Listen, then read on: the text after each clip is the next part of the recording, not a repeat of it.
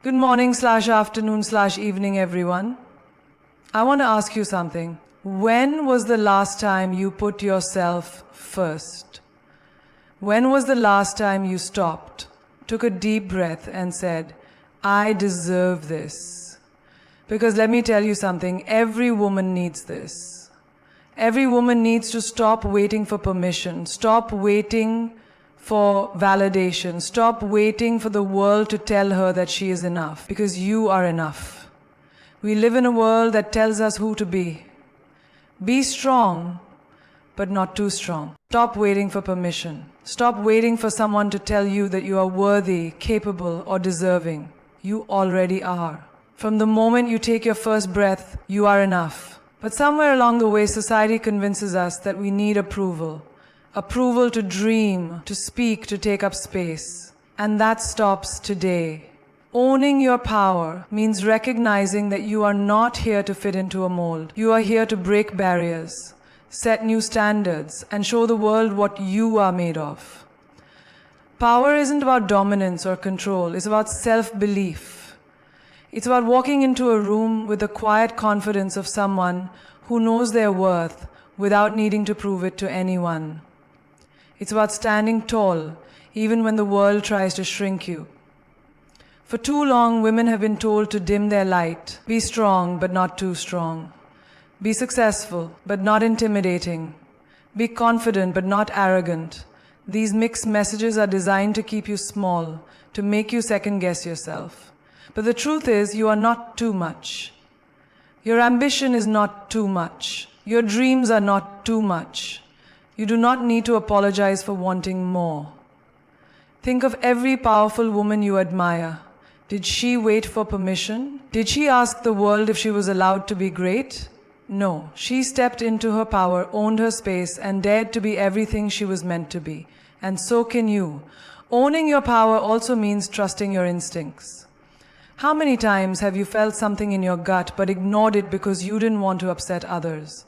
How often have you silenced yourself to avoid being judged? The moment you start listening to your inner voice, instead of the noise around you, is the moment you take back your power.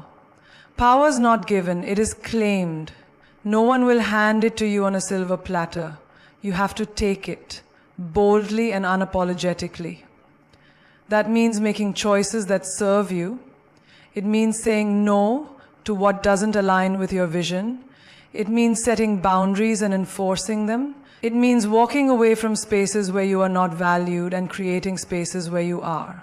And when you do, when you truly embrace your power, magic happens. You walk differently, you speak differently, you carry yourself with a confidence that commands respect, not because you demand it, but because you embody it. The world notices, opportunities find you, doors open, not because you begged for a seat at the table, but because you built your own. So stand tall, speak up, take up space, own every part of who you are, because the world doesn't need a watered-down version of you. It needs you in your full, powerful, unstoppable glory. Your voice is your power. It is the most authentic expression of who you are, what you believe in, and what you stand for. Yet so many women hesitate to use it. They hold back, afraid of being too loud, too opinionated, or too much. But the truth is, you were never meant to be silent. You were never meant to blend into the background. You were meant to be heard. From a young age, women are conditioned to be agreeable, to not rock the boat, to speak softly, and not challenge the status quo. But every time you hold back what you want to say, every time you swallow your words to make others comfortable, you give away a piece of your power. You allow others to define your narrative when, in reality, you are the author of your own story. Using your voice doesn't just mean speaking up for yourself, it means speaking up for others who don't have the courage yet. It means calling out injustice, demanding respect, and making your presence known. Your words have the ability to create change, to inspire, to shift perspectives. But only if you use them. Think about the women who have changed the world, the ones who have fought for rights, led movements, and challenged oppression. They weren't always the loudest in the room, but they were the boldest. They spoke even when their voices trembled, even when the world tried to silence them. And because they did, we have the opportunities we do today. Now it's our turn to do the same. Speaking up isn't always easy. There will be moments when your voice shakes, when doubt creeps in, when you wonder if what you have to say even matters. But let me tell you, it does. Whether it's in a boardroom, a classroom, or a conversation with a friend, your voice carries weight. It has the power to shift mindsets, to set boundaries, to demand the respect you deserve. But using your voice isn't just about external battles. It's also about the way you speak to yourself. The words you tell yourself daily shape your confidence, your self-worth, your entire outlook on life. If your inner dialogue is full of doubt, hesitation, and self-criticism, that is what you will project into the world. Instead, speak to yourself with the same kindness, strength, and encouragement that you would give a friend. Tell yourself you are capable. Tell yourself you are enough.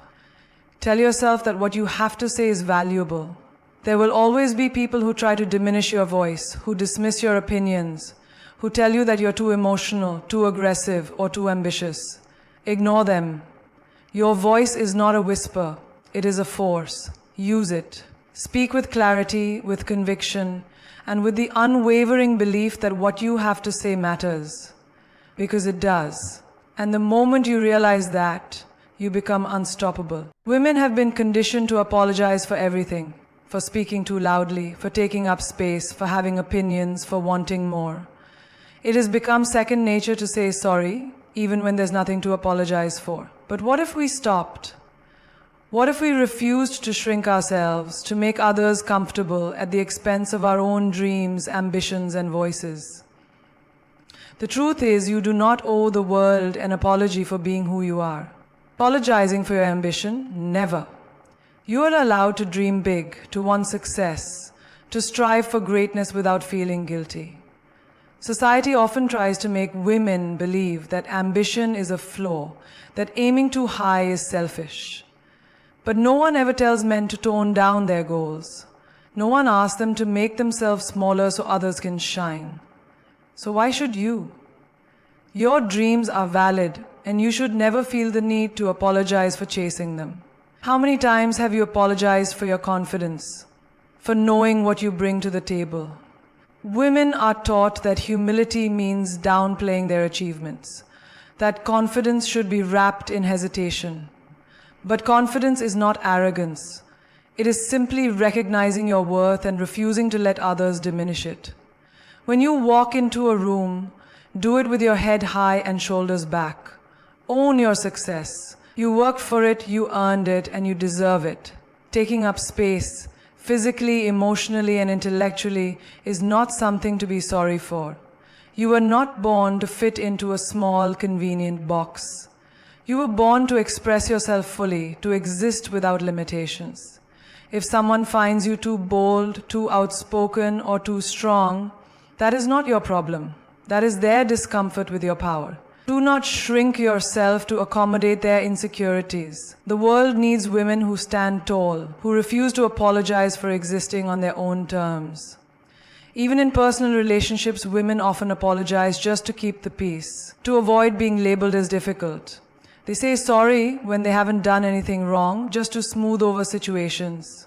But here's the truth. Setting boundaries is not something you should apologize for. Saying no to things that don't align with your happiness is not selfish. It is self-respect. Prioritizing yourself is not an act of defiance. It is an act of love. So today, make a choice. Catch yourself every time you say sorry for something that doesn't require an apology. Replace, "I'm sorry," with "thank you for understanding," or "I appreciate your patience." Step into every space with the confidence that you belong there. Stop explaining yourself, stop making excuses, and most importantly, stop apologizing for being you. You are not too much. You are not asking for too much. You are exactly enough. And that in itself is something to be proud of. Believing in yourself is the foundation of everything you want to achieve. It is the difference between stepping forward and holding back, between taking risks and staying in your comfort zone, between living fully and simply existing. No one else can give you this belief. You have to build it from within.